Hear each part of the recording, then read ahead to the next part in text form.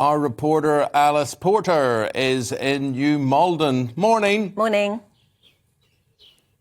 Good morning. Yes, I thought I'd come to the leafy suburb of New Malden in southwest London, a sort of lesser-known area of London, but it's incredibly culturally diverse, and I've been meeting lots of absolutely fascinating individuals. So I'm here for my next guest.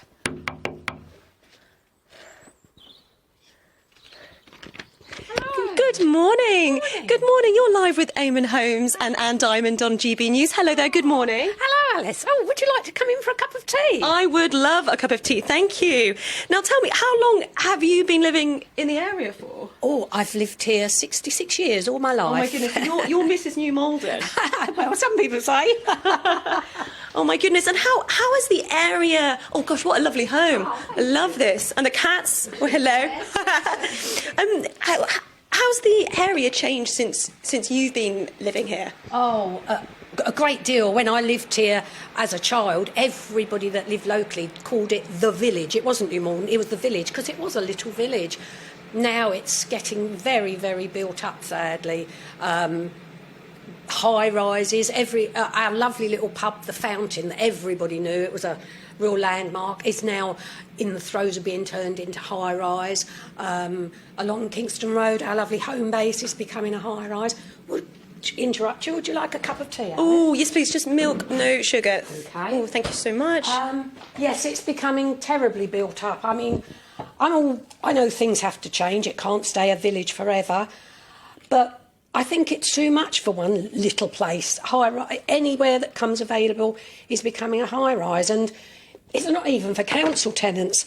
They're very expensive places, pricing New Maldeners out at the market, really.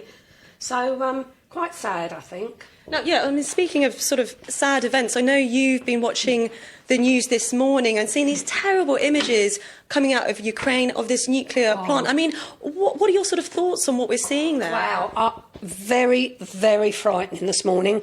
When I got up and I turned on the news, I couldn't believe it, first of all. It was like something you watch on the films, not something that really happens. I had to really... had to really take it all in as if is this happening? I've always thought Putin's a strange man, don't get me wrong, but I thought even he wouldn't do something like this with getting so near a nuclear reactor. I really didn't think even he would do that.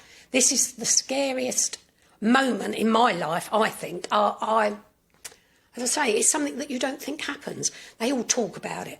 All right, he talks, if you don't do this, I'll do that. But I did think it was all talk. I thought they're all going to get round a table and they'll thrash something out, even if it takes weeks or months.